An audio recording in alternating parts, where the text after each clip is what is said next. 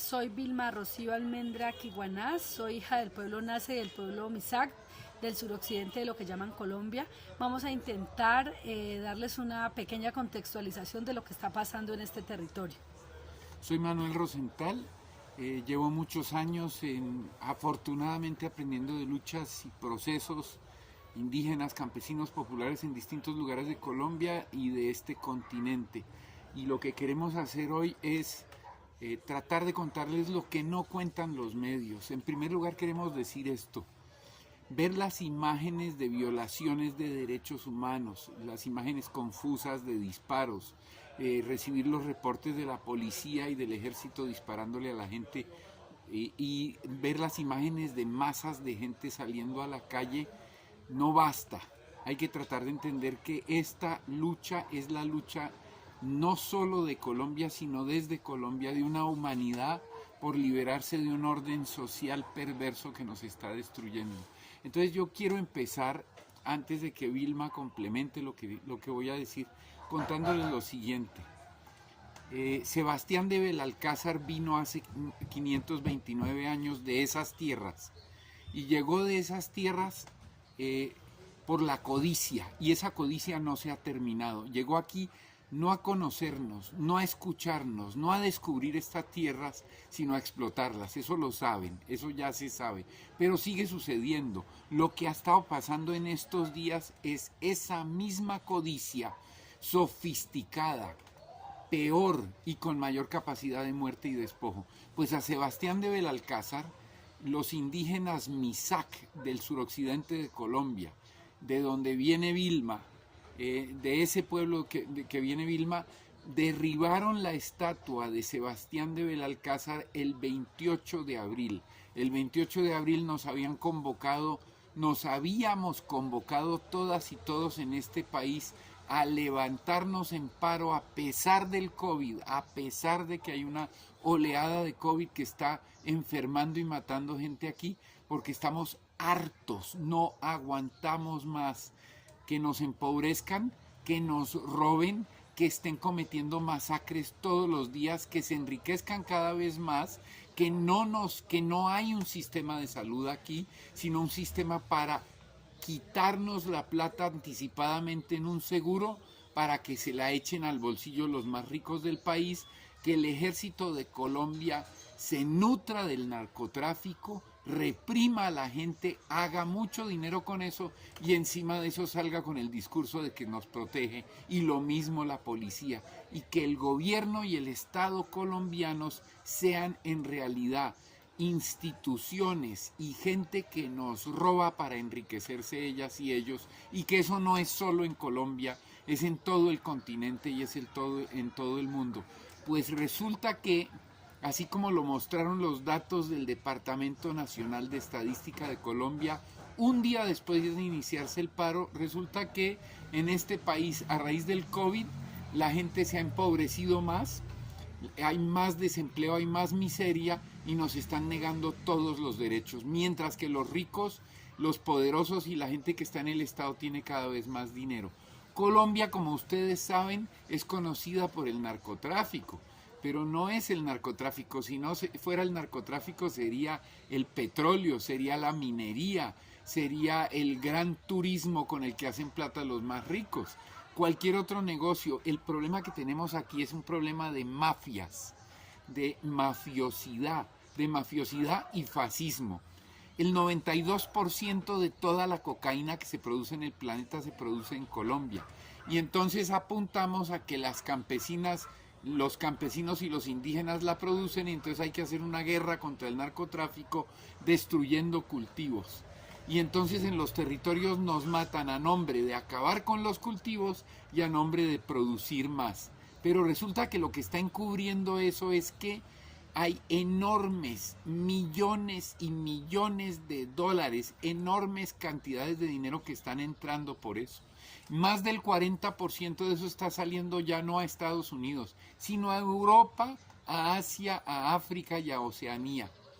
Esa plata retorna al Estado colombiano, a los ricos de siempre, a los empresarios de siempre, a las élites de siempre, y a nuevas élites que han surgido con el narcotráfico, como Álvaro Uribe Vélez, expresidente de Colombia y el presidente tras bambalinas de este país ahora, cuyo presidente aparente es Iván Duque, pero él es el presidente. Entonces entran esos millonarios recursos, se los reparten entre los más ricos y hacen guerra contra el narcotráfico, que sube el precio y pone a la gente a estar en un lado o en el otro del narcotráfico.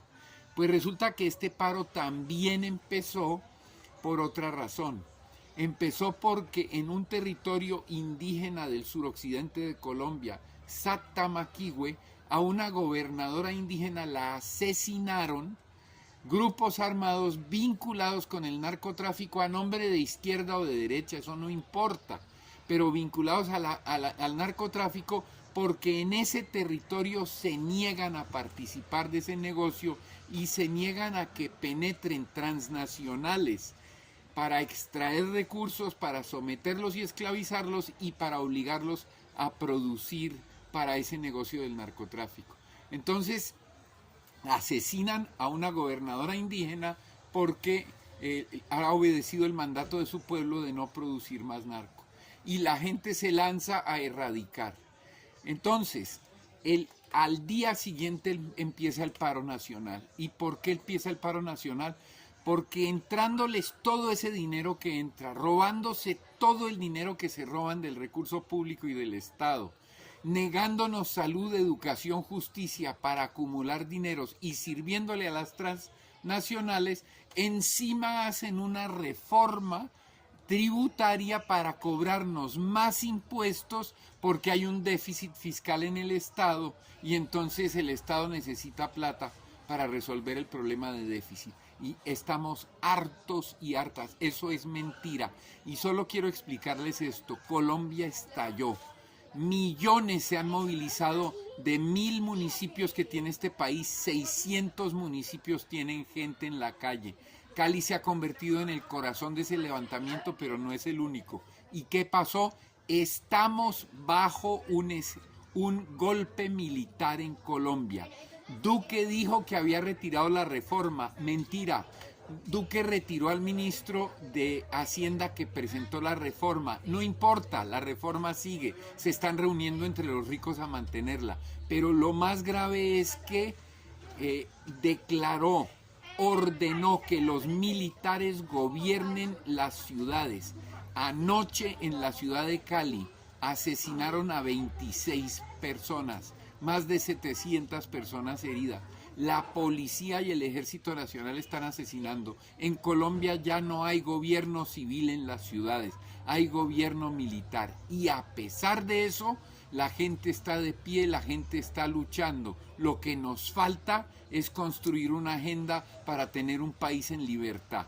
Eso nos falta aquí, les falta a ustedes en Cataluña, en Barcelona, nos falta en el mundo entero. Nos falta regresar a la madre tierra y liberarnos con ella.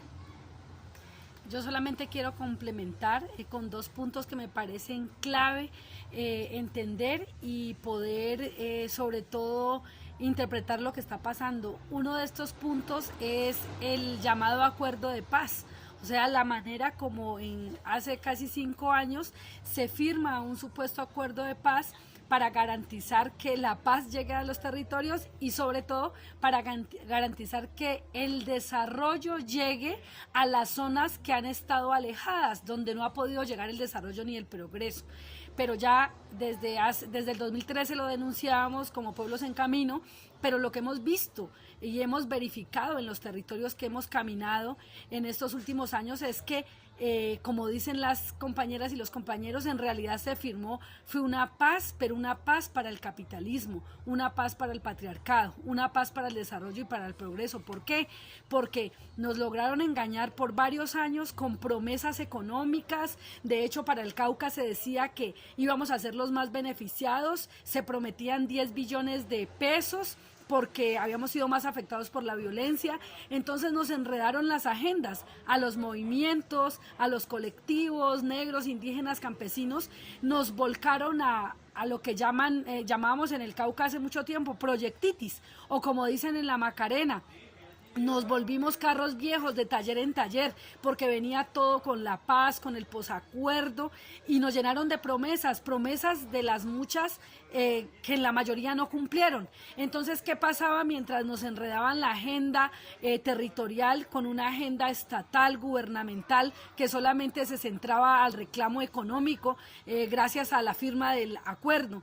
Pues que en los territorios se iban cooptando, los territorios iba creciendo un cáncer como este que mencionaba Manuel, la ampliación de los cultivos de uso ilícito, el control de muchos grupos armados, de actores armados en los territorios, la desarticulación de las organizaciones, el debilitamiento de nuestra autonomía, porque incluso estos actores armados han querido hasta manipular, porque no se cansan con violencia, el asesinato de la compañera Cristina Bautista en el 2019, el reciente asesinato de la compañera Sandra Liliana Peña. Esos grupos y estos actores no se cansan solamente, no se conforman con la violencia, sino que también quieren tener el control, el mando de las organizaciones, de las instituciones y de quienes de una u otra manera resisten e intentan caminar autonomías en el territorio. Entonces nos parece que hay que reconocer que esto que se firmó como paz, en realidad era una paz para garantizar el extractivismo, el saqueo y el despojo de zonas donde, digamos, gracias a la guerra, aunque no estamos de acuerdo con la guerra, pero gracias a la guerra no se había podido llegar. Y un ejemplo de estos es la Macarena, un territorio donde el campesinado ha vivido prácticamente por la autogestión, la autoorganización, y entonces ahorita tienen concesionada hasta el agua, el petróleo, todo el territorio. Entonces la paz se firmó fue para garantizar la explotación, para garantizar el control con actores armados y para garantizar pues la mercantilización de los recursos naturales en los territorios. Ese punto me parece que hay que tenerlo en cuenta porque es un antecedente a lo que estamos viviendo hoy. Y para pasar al segundo punto, entonces vemos con dolor, con rabia, con indignación todo lo que está pasando en las principales ciudades.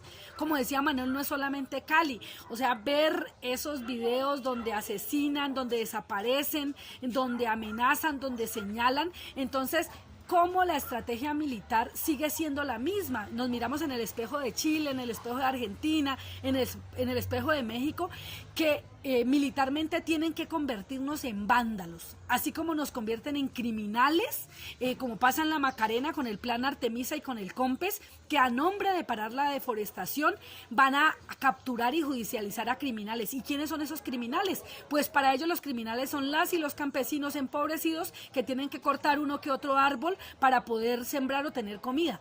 Pero a las petroleras, a los dueños del monocultivo, a los dueños de los grandes megaproyectos, esos no tienen cárcel, esos no tienen sanción, esos no son criminales, esos son entes del progreso y del desarrollo que tienen que llegar al territorio. Entonces la estrategia militar, así como lo hace diariamente con el campesinado, con el pueblo negro y con el pueblo indígena en los territorios, masacrándolos también, pues ahorita se ha trasladado a las principales ciudades. Entonces ellos provocan también actos que son, llaman ellos, que afectan el orden público. Ellos mismos también se encapuchan y se infiltran y provocan estos actos para tener un argumento militar y poder agredir. Entonces ya no dicen que están tratando de controlar una marcha pacífica, sino que están actuando es contra vándalos.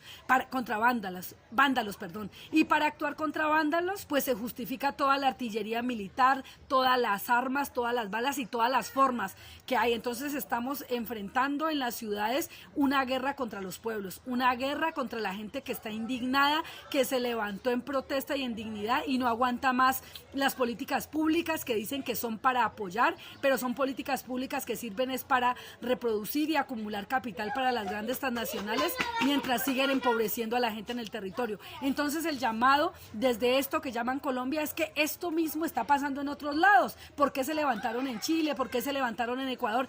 Es lo mismo, ahorita nos estamos levantando aquí porque vemos la cadena encima, vemos la bota militar encima y estamos cansadas y cansados de las masacres. Entonces el llamado a los demás lugares en el ámbito internacional es que se miren en el espejo de Colombia, que nos ayuden a denunciar, que nos ayuden a replicar y nos ayuden a hacer veeduría para denunciar que estamos ante un golpe militar contra la gente que se levanta, contra la gente que se moviliza y contra la gente que marcha. Miles y miles marchando en las calles, pidiendo que se pueda vivir en paz en los territorios y que las políticas que existen sean menos lesivas para la comunidad y la sociedad en los territorios.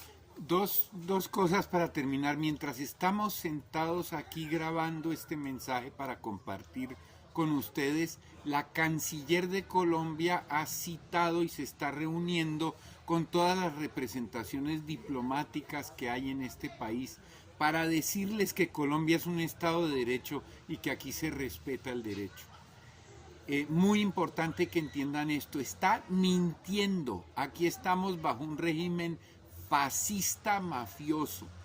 El presidente Duque aparentó echar para atrás para decirles a ustedes que hay diálogo. Aquí no hay diálogo. Aquí están asesinando a la gente abiertamente. Si ella o yo salimos a caminar a la calle de noche y no estamos siquiera cerca de una marcha, un policía pasa y nos dispara y nos asesina. Así 26. Un punto que quería poner. Y el otro que quiero decirles claramente es este, que tiene todo que ver entre nosotras y nosotros. El Producto Interno Bruto de Colombia son 1.000 billones de pesos colombianos.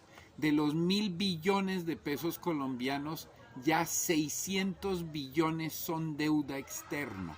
Y para eso, para pagar eso, para empezar a pagarlo, entonces se justifican la reforma tributaria.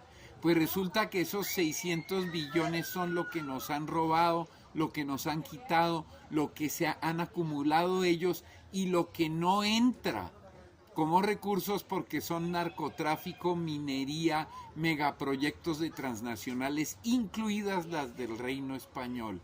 Entonces, la verdad es esta, hay una deuda gigantesca, sí, y esa deuda la tienen la gente más rica de este país, las transnacionales, desde la conquista hasta hoy, y no la han empezado a pagar. Pero cuando esa deuda crece, hacen una reforma tributaria para tirárnosla encima a nosotras y nosotros y volvernos más pobres, someternos más a la sumisión y la obediencia, y si no aceptamos eso, al desprecio de los poderosos como Duque, Uribe y quienes están en el poder, que odian a los pobres, que odian a los indígenas, que odian a las mujeres y que sienten que nuestro lugar no es protestar, sino aceptar y someternos. Eso es lo que está pasando acá. Y así como en Barcelona fue la inspiración antes de la guerra civil por una lucha por la libertad que nosotras y nosotros no olvidamos, de la misma manera les llamamos, así como se quedó la España de los pueblos sola y la masacraron para que se diera origen al fascismo de la Segunda Guerra Mundial, asimismo en los prolegómenos del fascismo de Franco, así estamos hoy. Si hoy ganan Duque y gana Uribe, se extiende la llama del fascismo por el continente y nos aplastan. Es contra eso que estamos luchando y no aceptamos que nos miren de lejos y nos manden solidaridad, porque reclamamos esta lucha que es nuestra, el corazón de los pueblos y de la vida, parar la guerra contra la madre tierra que ya cumplió 529 años y está a punto de destruir el planeta. Es desde Colombia que luchamos, no por Colombia. Les abrazamos de corazón por su escucha. Gracias.